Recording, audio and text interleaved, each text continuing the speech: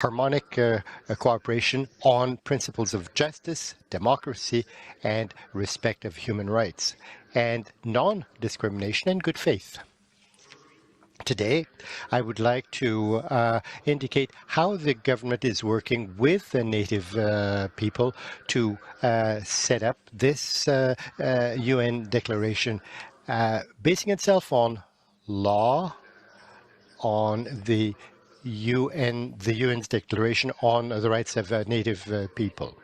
I also want to indicate the efforts that have been made to indicate the legislative discussion to deal with the non-derogation laws and guarantee that all federal laws are interpreted so that they confirm the ancestral rights. Next journey, one that requires at the same time both urgency and patience.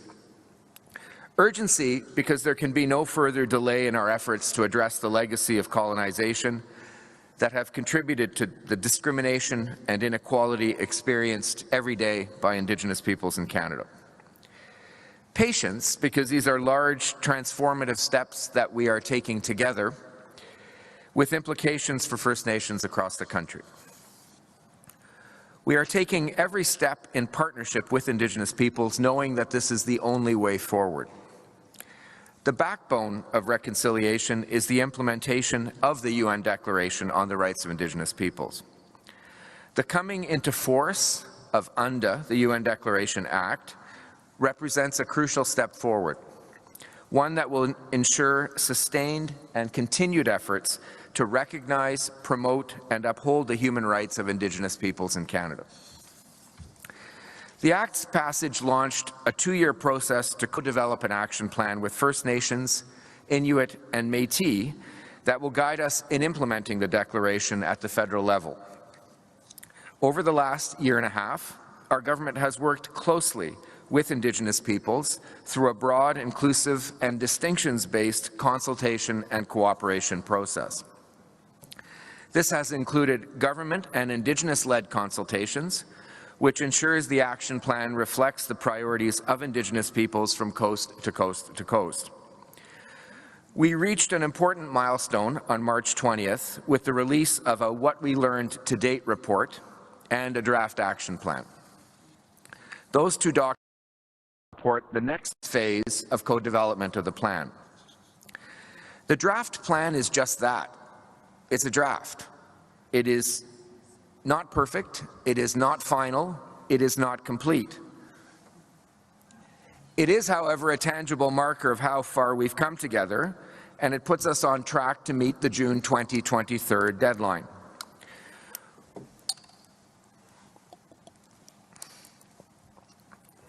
Excuse me. When we met last in December, the timeline for a spring draft felt ambitious, but there's been a strong commitment on all sides, and we've made real progress.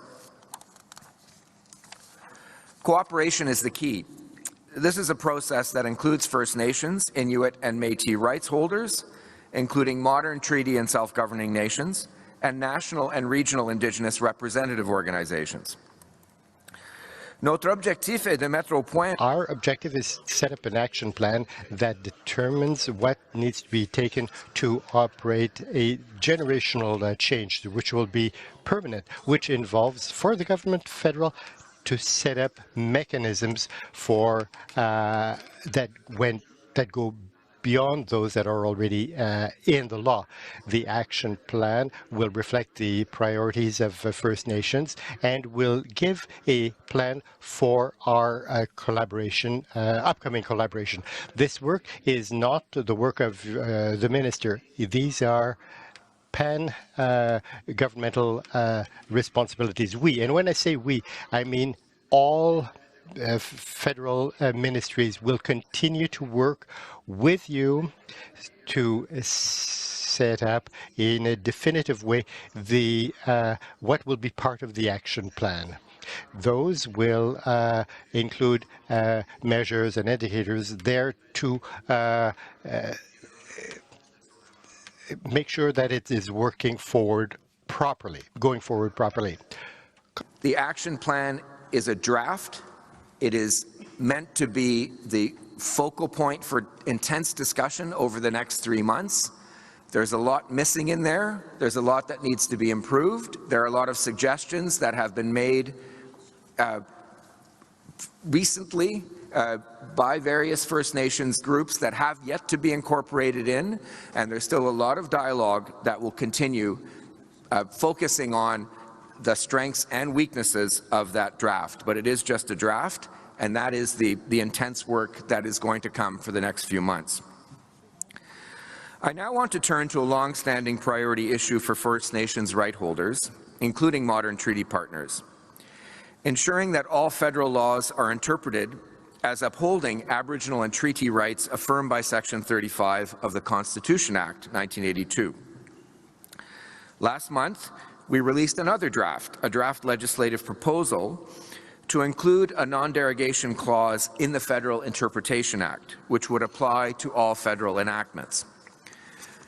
That proposal followed extensive consultation and cooperation with Indigenous partners over the past couple of years. The draft legislative proposal is now posted on the Justice Canada website and will remain online and open for comments until April 14th. There can be comments after that as well, but we really want to push, again, people to get their comments in by the 14th. This document has been around a while.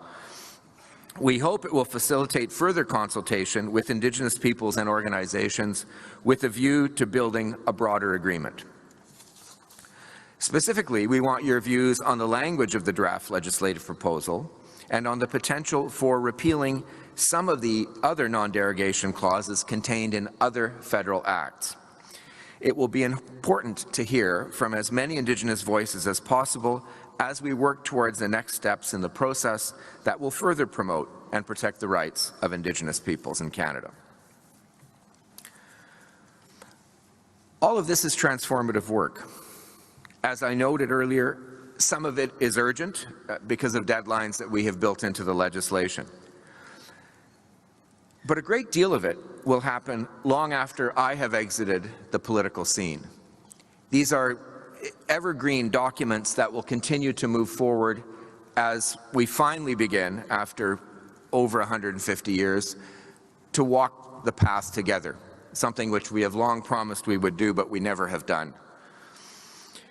One lesson that I have learned from many of you in this room, as I look around and see the faces of people who have taught me a great deal, is that reconciliation is a generational process. Undoing the effects of 150 years of colonialism does not happen in the life of a single government. But we have a responsibility to do everything we can now. That's certainly the way I view my role and my mandate as Minister of Justice and Attorney General, so that in the future others can bring further correctives and make further improvements in order to get things right. Nous avons tous un objectif. We all have a common objective. We all want that this UN declaration and the law on be fully implemented, and that federal laws be interpreted such that ancestral rights are confirmed and those coming from treaties, rights. Days and weeks ahead, I invite all of you to share your points of view on the draft and to give specific recommendations, critiques, and other suggestions in order to fill the gaps that exist in that document or to correct what you feel needs to be corrected. I also want to hear your views on the proposal to contribute to upholding Section 35 rights through a non-derogation clause in the Federal Interpretation Act. The work that we're doing here together will help us move both of these important initiatives forward.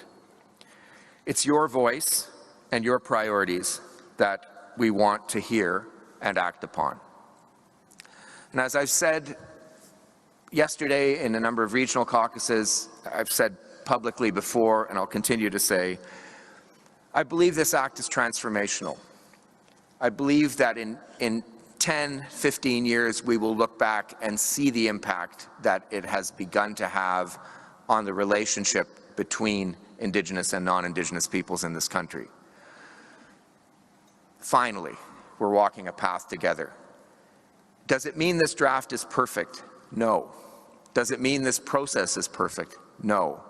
But we have, I think, an opportunity, and I think I have a responsibility to you to engage and to try to make it as perfect as possible, knowing that it will be imperfect, and to work as hard as I can in the time that I have to make this work with you.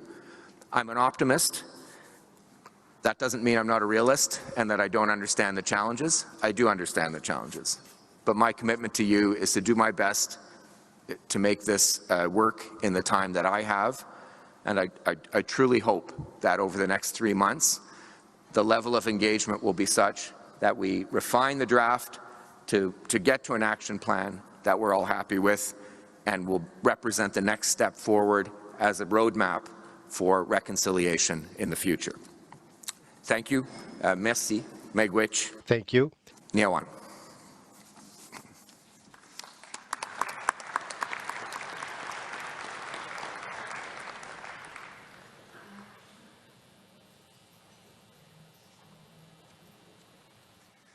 Miigwech, thank you very much, Minister David Lametti. At this point, we would like to open up the floor if there is any discussion or any questions. Again, we also have the Assistant Deputy Minister, Laurie Sargent, is here as well. So we'd like to open up the floor virtually online. Again, a reminder, if you can hit the raise hand function, I will follow the same order we have been following, 1, 2, 3, which is virtual, and then back again. So with that, microphone number 2, go ahead. Ted Cusance, proxy from the Kiskus First Nation in Treaty 4 territory in Saskatchewan. I haven't got a question, but I got some comments to the minister. A little bit of history. And I'm very, very, very interested in the government side of, in the 1500s, there were 750 Spanish people that come to North America and slaughtered 20 to 30 million Indians. And this is when the doctrine of discovery was implemented. All the territory that our Indian people owned was taken away because they were all slaughtered. Now the doctrine of discovery and the recognition of the Pope when he left Canada, he stated there was genocide. The House of Commons voted on the issue of genocide in this country. And it is 100% vote in favor of genocide. When the Pope come to this country, there's many survivors that accepted the apology. And there's many survivors that did not. And there's many survivors that really didn't care about the apology. And as I speak today, there's probably only, out of the 150 to 200,000 survivors, there's probably, we're lucky we have 40-some thousand survivors alive today. And they're all dying off. Now you talk about the UN Declaration, it's just draft. You look at Section 35, since 1982. How fast has the government moved on Section 35 in regards to First Nations governance? That's the question I have. Mr. Lametti, you might not be alive when the UN Declaration is passed, and I might not be around. But we got to leave a legacy here of being honest and truthful and do a lot of truth-telling in the process as we move forward on the UN Declaration. Thank you. Miigwech, thank you very much. Minister Lametti. Thank you, Ted. I'm being honest when I say I share your view that we have to leave a legacy. I can't change the past. I can't even change what previous governments have done or policies that previous governments have. I can recognize, as I have, that they constitute genocide. I can recognize, as we did in the preamble to UNDRIP, that the doctrines of discovery and terra nullius were wrong. That's something a number of you know that I taught for 20 years as a property law professor, that the doctrines were racist and colonial and should hold no weight. So I will do my best to be honest in the time that I have. I agree that it will take time. I agree that we have an obligation to do what we can in the time that we have. I recognize that it's probably going to be after my lifetime in terms of getting this to a place that is actually acceptable. But that doesn't absolve me from the responsibility of doing my best now to set in motion the things that I can set in motion with the tools that have and responsibilities that have been given to me. And finally, I agree we have to continue to share our stories, and you have to continue to share your stories, because they are what will not just push for change, but will inspire others younger than you and me to continue with this journey. Thank you. Thank you. Microphone number 1, you have up to 3 minutes. Thank you. Chief Ross Montour, proxy for Kahnawake. It's nice to see you here and see you again, Mr. Lametti, Minister. I want to raise, I suppose, a specific question. The statement by the Pope days ago repudiating the doctrine of discovery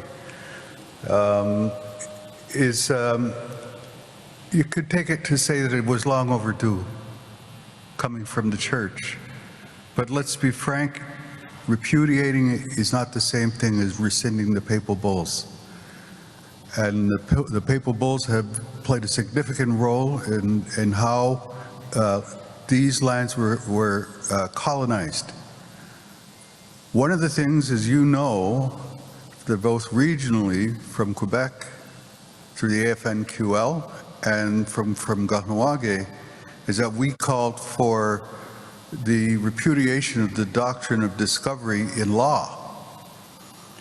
Now, the UNDRIP Act only addresses the federal laws. The Government of Canada is not the body that can rescind the papal bulls. Those were issued from the church. What the Government of Canada can do is put the writ of law on repudiation of the doctrine of discovery so it has teeth in law, and then further to then rescind its impact on the common law. And that's not part of the bill as we see it. And this has been expressed numbers of times. So what we heard report, what we saw report, and the resulting action plan, we don't find reflects that accurately. So I would ask you specifically, will you make a commitment, will your government make a commitment to take another stab at that law, repudiate it in law, so that as part of the federal law, not just in the preamble of the bill or the law, that it repudiates the doctrine of discovery? Because that does have an impact. We've had the discussion before. Maybe we've agreed to disagree. But I'm not alone. It does have an impact on Section 35 and the outcomes, Vanderpeet and Sparrow.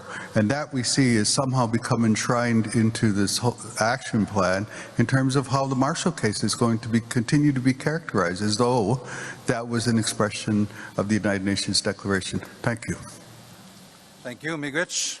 Minister Lametti. Thank you, Ross. Good to hear from you again. Look, I'm happy to commit to looking at that again. As I said, we have put in the preamble to the UNDA Act, the repudiation of the doctrines. I know that there are some who feel that that doesn't have a legal effect. There are also court cases that have said that the doctrines are of no effect. Happy to look at a more formal way to do that. Happy to work with you on that. What we're doing, though, in this whole process is trying to put the pieces in place to reverse this in practice where we can. Look, as I've said before, I can't go back and reverse what has been done. In a sense, we're all here to stay. We need to find a path that reverses what we can reverse, compensates for what we can't reverse, and allows us to move forward in a positive fashion. And I'm always happy to work through and discuss ways in which to do that formally through the law or through politics. Thank you, Minister Lametti. Just a reminder, Chiefs, you have up to 3 minutes. I'll give you a friendly reminder when the time is almost up, but if you could state your name, your title, and the First Nation. Microphone number 2, please. Good morning. Regina Crowchild, Tsuut'ina proxy for Tsuut'ina Nation. You know, I agree with you. You can't undo the past. I also agree with you that the draft is not perfect. Those I totally agree with. And we can't change the past. But the issue is, what are you willing to do in the future? Canada assumed title over our territories and our peoples. But we're equal to every other peoples in this world. And Canada is very good at going around promoting and going after countries for the rights of the people, human rights. So when is Canada going to really look at our human rights? We are here. Our treaties are with the Imperial Crown. Canada is only a state of the Imperial Crown. We have a right of self-determination as stated in the Declaration. And yet Canada, and we have a right to government, and yet Canada has policies and legislations that undermine our right of self-determination. You tell us in good faith you want to meet with us. You want to talk with us, but you have yet to come and meet with the treaties 1 to 11 directly. Who are the rights holders? AFN is not a rights holder. And they don't speak on our behalf when it comes to our inherent treaty and treaty rights. So when are you going to come? When is your Prime Minister going to come? When is he going to live up to the words that the whole relationship is more important than that of the Indigenous peoples? Why are you undermining us? You're going to do away with the Indian Act. And I totally agree. However, you're setting up other measures. Land Management Act, Fiscal Management Act, Taxation Commission, C-92, still trying to control us when we have a right to self-determination. That you can do something about. You can sit down with our treaties, our leadership, and let's discuss our government-to-government relationship with Canada so that we can live with our human rights properly. And Canada can go to the international community and say, we respect the human rights of the Indigenous peoples. We respect their treaties, and we will fulfill those obligations of the treaties. So I'd like to see that happen. And you can do it if you have the political will. Thank you. Thank you. I don't know if that was a specific question, but in a way there was. Minister Lametti. Thank you. You're right, I haven't been to Tsuut'ina. I have met with some of the other treaty nations from 1 to 11, but I haven't met with all of them. I don't disagree with you. This is that we have to begin dismantling colonialist laws. We have to strip away the layers of colonialism, and I'm committed to that. I think our government has been committed to that. We're not perfect, but I think we have done a fair bit in the last number of years, and there's a great deal of commitment, not just from the Prime Minister, but a handful of the other ministers who are pushing these files. Can we do more? Yes. You've got my commitment to do everything I can do, and I know that Minister Miller, Minister Hajdu would say the same thing if they were here beside me. Will we be perfect? No. Will we do our best? Yes. And I hope that we can push this to a better place in the time that we have. Respond to that? Very quick supplementary. Yeah. Microphone 2. Do you have the political will to truly see our rights as nations that are not under the thumbs of the Canadian government, the state of Canada? It's easy. You just have to put your mind to it. Sit down with us and we'll clarify our relationship, because you have no authority to try and undermine those treaties that we entered into with the Imperial Crown. You don't have that authority. I work hard to respect treaties and to promote the principle of self-determination. Thank you very much, Proxy Crowchild and Minister Lametti. Nobody online. Microphone number 1, please. Ani, Chief Laurie Carr, Hiawatha First Nation here in Ontario. I do have a couple of comments. One is in regards to using acronyms, and I really, especially when we talk about the United Nations Declaration, and I've seen this acronym of UNDA. I don't know what that means, and it devalues the declaration, although I think I didn't support the legislation that went through we didn't have a lot of input. I also didn't support, and when we talk about the using of acronyms, we are devaluing that work. We're devaluing what that declaration was to mean. And so I would first kindly request that we say the words. You know, it's like we're told not to say JP. We're supposed to say Jordan's name. We have our child and family services, Nagdawindamag. We say that. Our elders tell us to say that because it's about the children. So that's just the request. The rest of my comment is that and I heard it before, and my colleague to my right had said it. I almost had to sit back down. But it's when we talk about the Vatican and repudiating the doctrine of discovery as it relates, as it relates to Article 46 of the UNDRIP of the United Nations. There, I just said it. United Nations Declaration.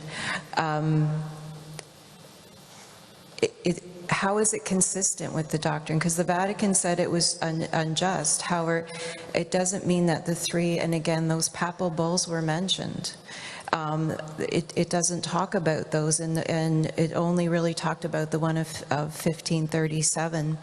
So I think that Canada, they've used the doctrine as a foundation for the theft and an underlying title of our lands, which now articles back to 46. I'm circling back to Article 46, and what does that mean? And what do we all need to be aware of? There's much smarter people than I am in this room, and I really think that we need to have those discussions. What's the legal complications? What are the political analysis? What does this mean? And you said we have 3 months to do this. What's the rush? My colleague over here, Regina, she just said, or somebody had over here had just said, the Section 35, or you haven't, it's been for years, since 1982, and nothing's been done, and now we're rushing this, so that always makes me leery. The second part is I agreed when somebody had mentioned the need for Canada or the Supreme Court to take those parts where they use the doctrine in laws and remove those parts, not to use that doctrine too. And then we get into a whole other issue. So this is much bigger. Thank you, Chief. I forgot to remind you about the time. You did. If you can close, please. Yeah, no, I'm good. That's it. Thank you. Miigwech. Thank you very much. Minister Lametti. Thank you, Chief Laurie. I'm going to move backwards, if you don't mind. So, what we're doing in the next 3 months is agreeing to an action plan, a roadmap. We're doing that because it's in the legislation that we passed a year and a half ago. It's 2 years because of a compromise that I reached with the former National Chief, Perry Bellegarde. I had wanted 3 years. Former National Chief said, no, we've got to push this. Let's get it done in 1. And we came up with 2. So that's in the law. Other organizations have contributed. So on the Inuit Métis side, they've all been working. A lot of people in this room have been working hard to meet that deadline. But it's a deadline for the action plan. It's not a deadline for the work. The work is going to continue to be done. And in a sense, the action plan, as the work gets done, will continue to be an evergreen document. It will continue to evolve as we push the process of decolonization and reconciliation forward. So it's, in a sense, the action plan has a firm deadline, but we're committing to a process that will continue forward. And I think that's important to underline. So we're working hard now to make the action plan the best it can be to meet this statutory deadline. And it's hard work, but the hard work continues. And as a number of you have pointed out, it's long overdue. So, and in that context, moving to the second point, we can use the action plan as a first step in looking at how to make operational the repudiation of the doctrine of discovery, the repudiation of the doctrine of res nullius. As I just said with Ross's question, we're all here to stay, but we need to correct the bases upon which we're here. That means land back where possible. That means compensation where not. That means a lot of other discussions that we can't have in 3 months, but we have to start. And the action plan is a way to point to them. And finally, Chief Laurie, I'm sorry about the acronyms. You're right. I am trying to follow Chief Wilton Littlechild to say the declaration, at the very least, for the Declaration on the Rights of Indigenous Peoples, and I'm getting better at that. UNDA is just the federal act that implemented the declaration. I'll call it the implementing act or the federal act or something like that. But at the very least, I agree we need to call the declaration because it's a positive statement about the human rights of Indigenous peoples. A very quick supplementary. Just one quick comment, Minister Lametti, and that was when you talked about land and compensation. I agree, but the most important part is when we're doing this work, let's think about our children, because this is about our children and our future here. And let's think about them and that they don't live the life that we lived and our ancestors lived. Let's make that better for them. Miigwech. Miigwech, thank you. So we have, Chiefs, we have, looks like 8 people at the microphones in the room, nobody online. At this point, I'm going to close the speakers list with those that are at the microphones. But we have 15 minutes. Minister Lametti has a commitment at 11 a.m. So what I'm going to suggest is we'll go to 3 speakers, and then I'll have the minister respond, and we'll see how much time is left. So with that, microphone number 2, 3 minutes. Okay, thank you. Chief Masiti, Minister, good to see you again. Long time no see.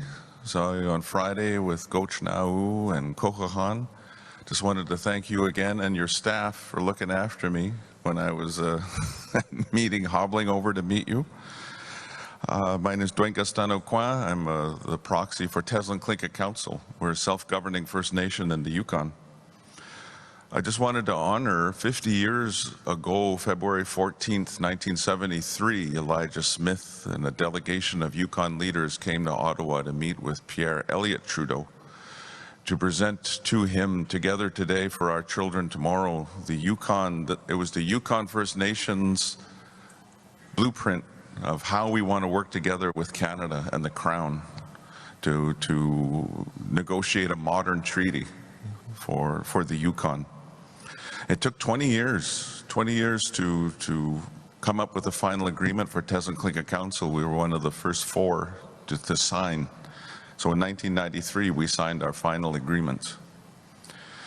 As a modern treaty holder, our message to Canada is pretty simple. You know, this UNDRIP, everything, it's nice, but we have our final agreements. We have our treaties that we've signed with Canada.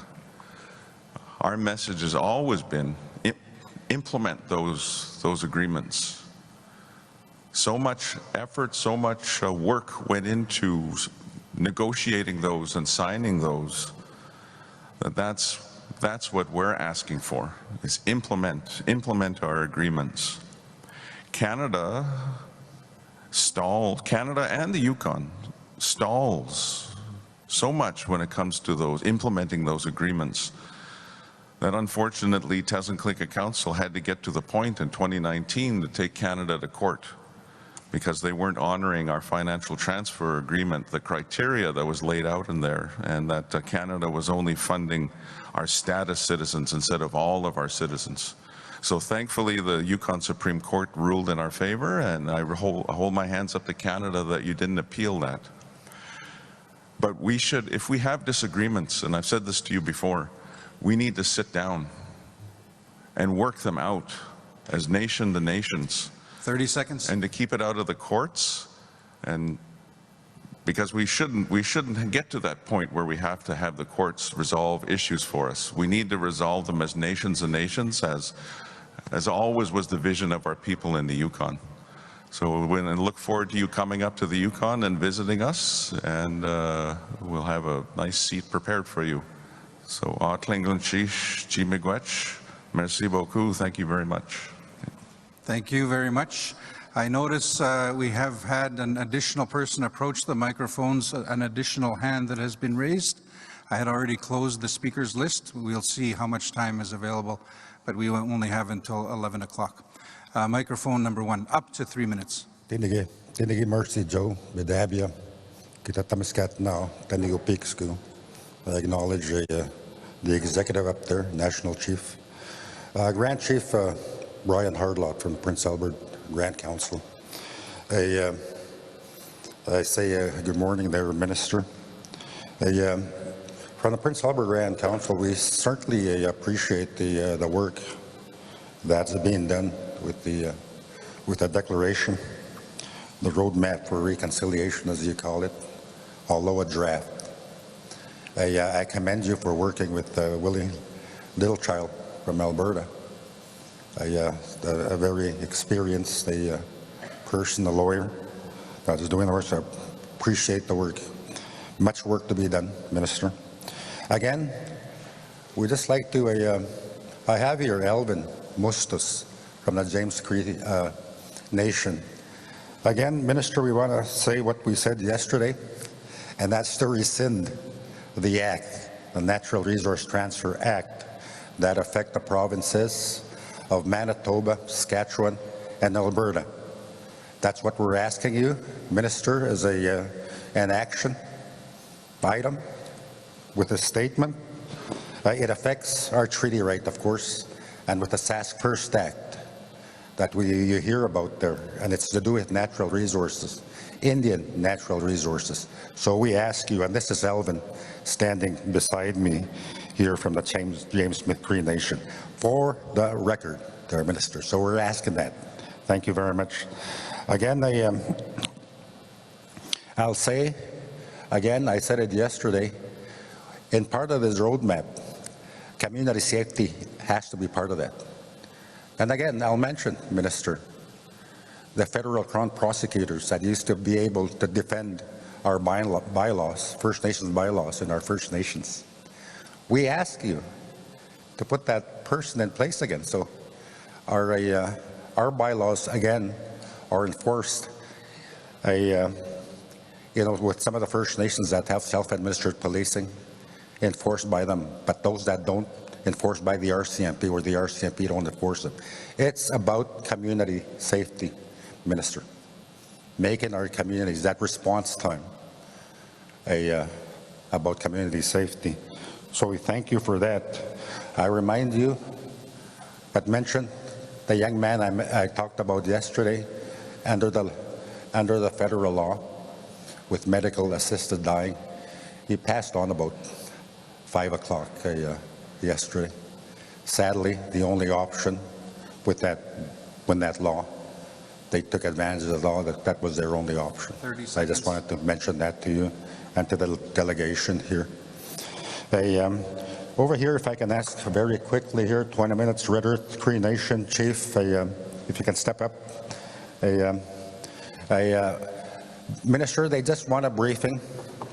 Is the new chief, Zachary Whitecap, newly elected, on where they're at in their initiative with justice, the good work that Red Earth Cree Nation is doing. So they just want a briefing on that as soon as possible. I think that's what the chief is asking for. Thank you, Chief. Minister from the Prince Albert Grand Council. Tinige, Mercy Joe, Bedavia. Miigwech, can I ask him in? Microphone 2. Good morning, bonjour, Sego, Chief Don Miracle, Mohawk Sabay Quinny. Good morning, Minister, for attending our meeting this morning. Much appreciate you being here, Mr. Lametti. Canada exports natural resources to other countries. They earn trillions of dollars in revenues from those resources. Those resources were given to the provinces without ever asking one Indian if it was okay to do that, or what benefits would the First Nations expect to receive by the Canada consenting to that arrangement. Canada inherited rights and obligations, as Chief Crowchild said, from the imperial treaties that were made with our people. These treaties go back to the time when Europeans first came to our shores, beginning with our people, the Two-Row Wampum Treaty, and other pre-Confederation treaties that were made since, recognized what Canada's obligations would be to our people. We see that as foundational in our rights. When Canada repatriated the Constitution in 1982, the first draft was to recognize the Aboriginal and treaty rights of our people. Canada, at the last minute, threw in the word existing rights, which leaves it wide open to interpretation by both politicians and the courts. There needs to be redress for that, and we see the same thing happening with UNDA. They're recognizing modern treaties, but not the word treaty. Canada has an obligation to recognize treaties. Why is the word modern in there? And no mention of historic treaties that were made. What's the purpose of that? And do you support that language, or does it need to be amended to take the word modern out and just recognize treaty relationships? And we've argued for years for there to be a treaty table established where First Nations could come and promote the proper recognition of our relationship. The government never set up any such table. And I think this is such an important conversation that just, a half an hour with the chiefs is insufficient. I think you need to come to a full day conference that you host to talk to the chiefs directly and listen to what they have to say. Those are my words. Thank you. Thank you very much, Miigwech. Minister Lametti.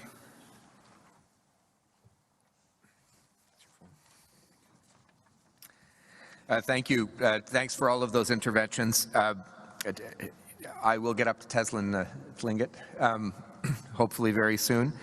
It is about, excuse me, implementing those modern treaties are critically important, and I take the point, the very fundamental point, that Canada has lagged, and I will do my best again to work with my colleagues to push those processes as we move forward. Saskatchewan, first of all, my condolences to the family and friends of the young man who chose MAID in your community. I understand the circumstances, and they're always tragic. And I certainly will reach out to